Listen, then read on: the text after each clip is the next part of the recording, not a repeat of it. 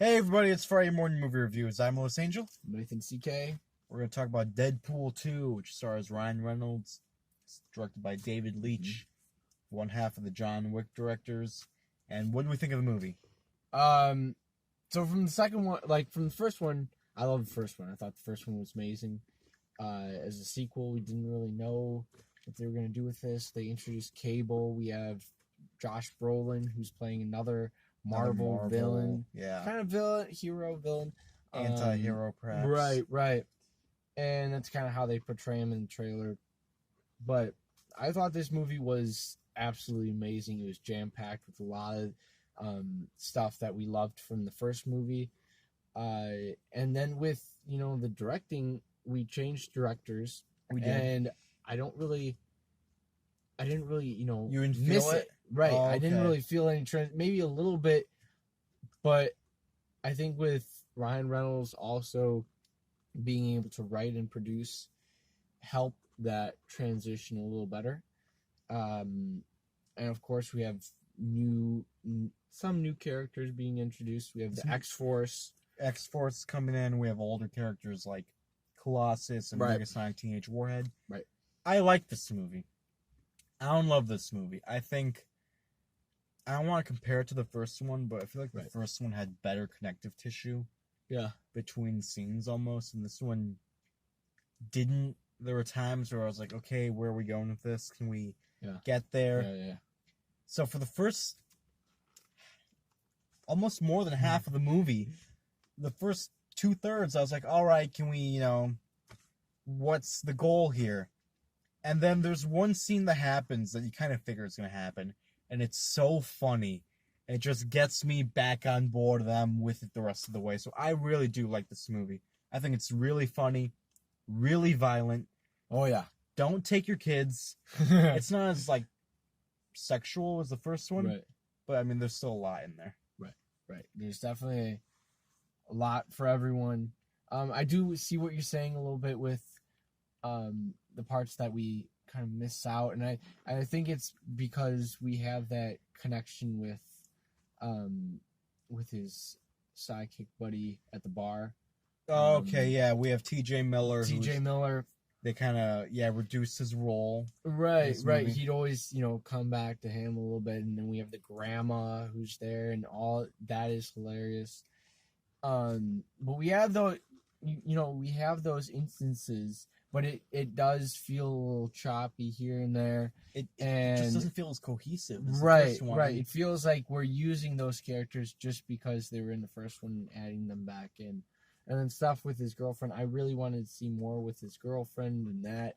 But then we find out that this is like his drive, and it gets a little bit more personal into Deadpool a little bit more. And I think he was having a lot more fun in the first one too. Yeah. I think the first one is more fun because something happens pretty early on. Right. From there, it puts like a dark cover on this movie, and that it didn't really get out of that for me until that really funny scene happened.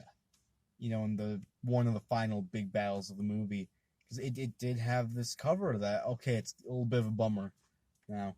And I mean, the movie's still really funny. It has a great music video in the beginning. It's fantastic, and all the actors are good. Josh Brolin, I didn't think you needed Josh Brolin. I mean, he's good in the movie, but it wasn't like, Josh Brolin made that role, Yeah, he just played tough guy. But I think his Thanos is a lot better than his Cable for sure, because Cable to me is kind of one-dimensional almost, and he's just like a time traveler. He's just like a tough guy and like a force. And I do think you get a lot more of T.J. Miller in the first one. You get a lot more of Leslie Uggams. Plays, the blind owl in the first one. She's not in this one as much, and I don't think this is fun. I still had a lot of fun watching it. Yeah, I agree. Anything you didn't like about the movie? Anything I didn't like?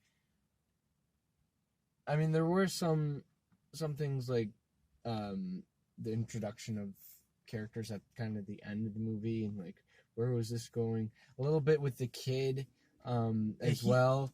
I loved the kid though. I thought he was Julian, great. he was in Hunt for the Wilder People, a Taika Waititi movie. That's pretty funny. But it felt a little Logan-ish-esque. Like Logan, Terminator, kind of Omen, Looper kind of thing going on. Mm-hmm. And yeah, I mean, the plot isn't... I don't think this is the best You can kind of piece together plot. from the trailer a little bit of where it's going.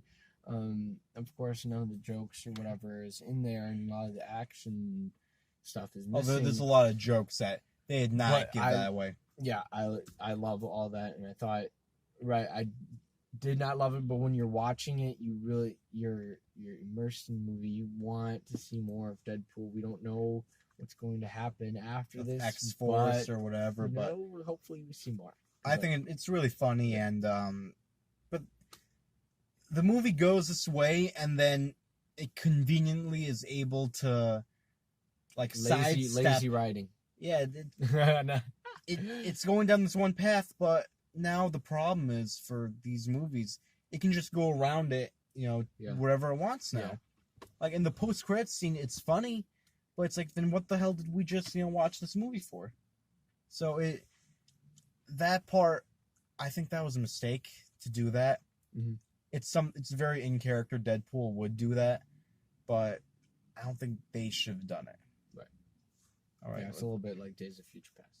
It's very much Days. I thought he was gonna make a joke about it at one point. All right, let's rate this thing. When you go first.